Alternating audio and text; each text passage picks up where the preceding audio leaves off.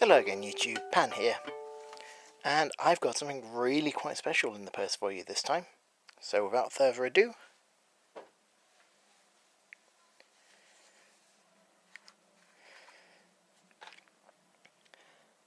I have succeeded in making a coin ring, and I am absolutely thrilled.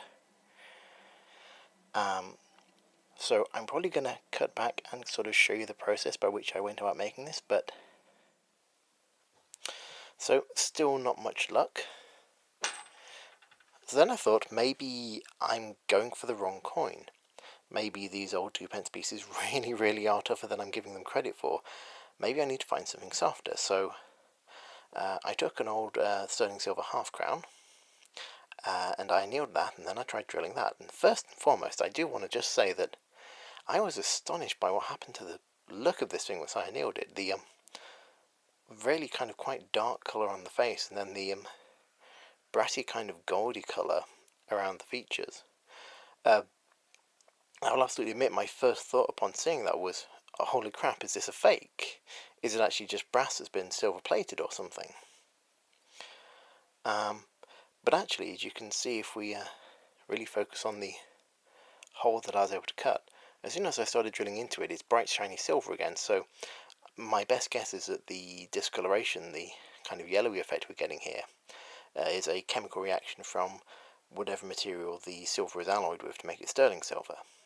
And no prize for guessing that yes, with this one I didn't have a huge amount of success with hole drilling either. There is a hole now, definitely a hole, nicely centered, but unfortunately I wasn't able to get beyond the second drill bit in terms of widening it. But in the meantime, one thing that is worth noting is that with these sized holes,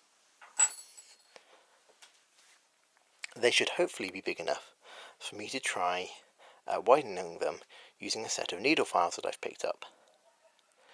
So just a quick update. Filing the coin is working out remarkably well. So we have here, I think this is about 11.5 mil at this point, so a little bit shy of the 1/2 inch diameter that I'm looking for. So I'm going to try and file this a little bit more, and then see about putting this on a ring mandrel and beginning the folding process. So thus so far so good. And cut back to a couple of days later. So I have begun working this on the mandrel, and as you can see, it is no longer a disc or no longer a donut shape. It is definitely starting to be a bit conical. So turning around, I'm actually pretty happy with how even I'm managing to keep it, given that this is entirely being done by putting it on the mandrel and whacking it with a hammer. For context, this is the mandrel, and if I rotate it round, you can see that it has UK ring sizes marked on it. So it started off at the end here, and it's now down to about a size F or G. So I popped it on there, and I have been walloping it with this nylon mallet.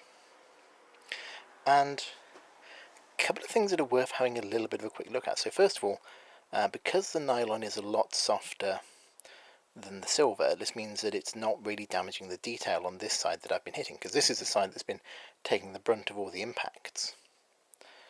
Which is great. So what it means is that the nylon will distort as it impacts and basically spread the force of the impact over a larger area, which is exactly what you want to not damage the detailing on the coin.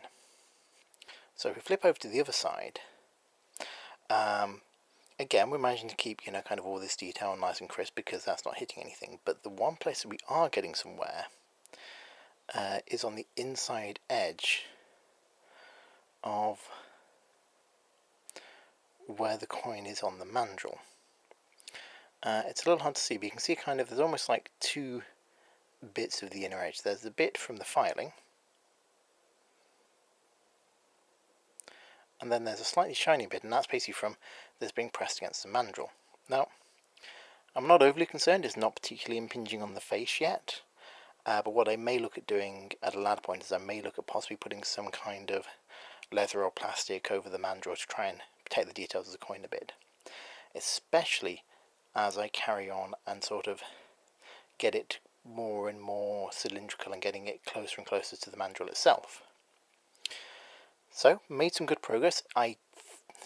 Basically, so we've been essentially stretching out this bit in the middle here and compressing this bit on the side here, so we've been working it both ways, which will have built up a lot of internal sort of wear and fatigue on the metal. So I'm going to go away and anneal this and then put it back on the mandrel and start working it again.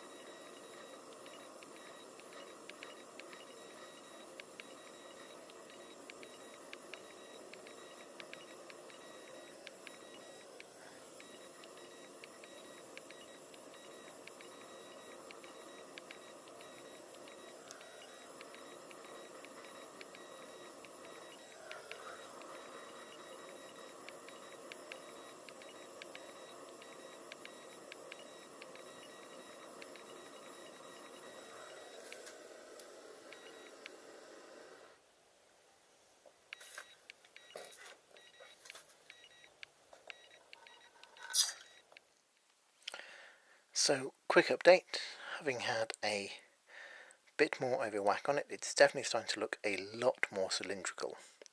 Still definitely got a lot of a noticeable flare going on,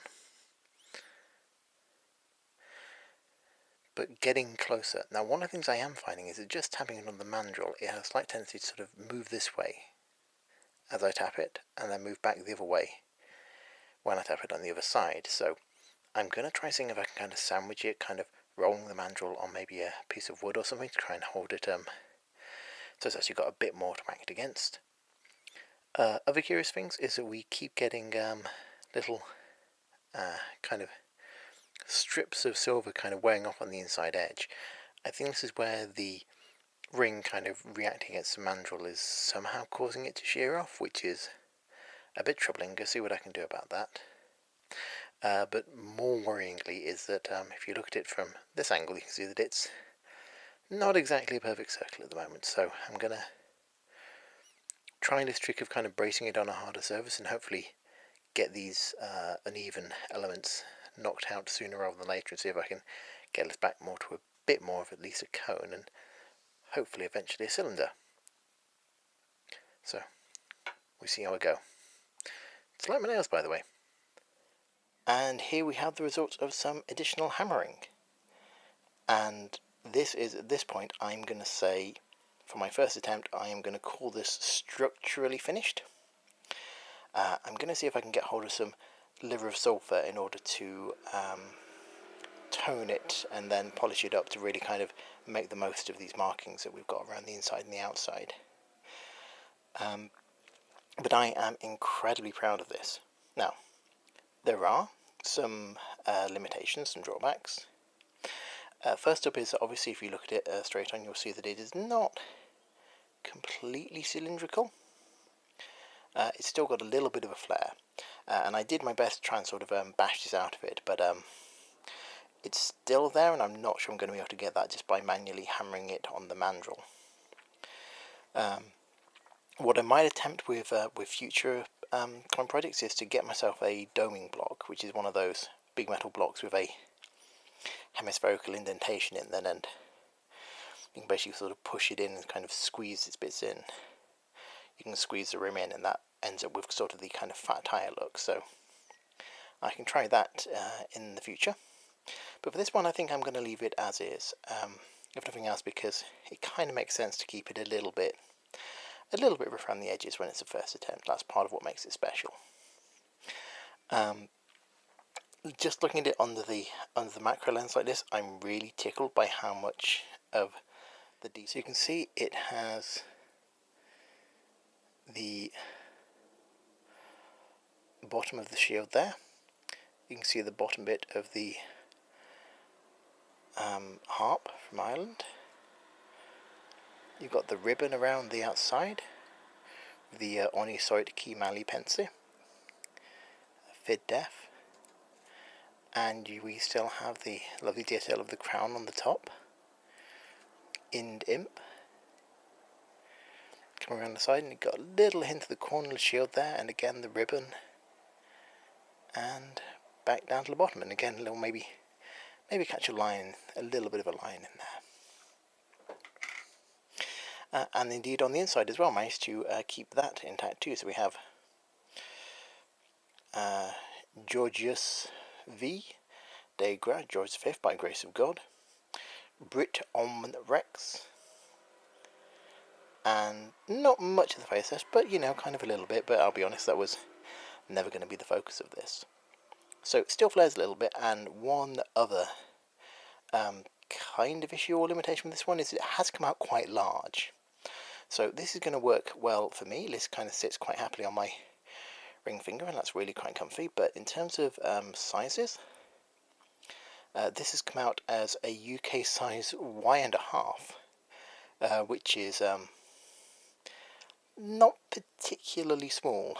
So certainly, for example, if I was to make one of these as a gift for a female friend of mine, or somebody who just generally has smaller hands than me, I'm probably going to have to look at a way of making it not quite so big next time round. But yes, there we have it, and I will see if I can slip in a shot or two once I've done the liver of sulphur and polishing on it. But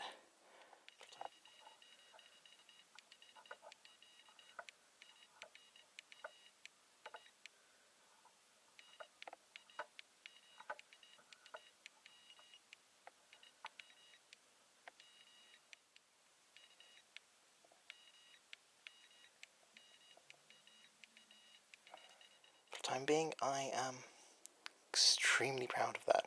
Also, look at the rim on this end. Now, I was a little worried during the process because this had become a little bit mush, but actually whacking it down onto the mandrel has really evened that out and made that nice and round again, so catastrophe averted. So there we have it, my very first coin ring. I hope you enjoyed following with my trials and errors with this one, and hopefully I'll be bringing you more in the future. Alright, bye for now.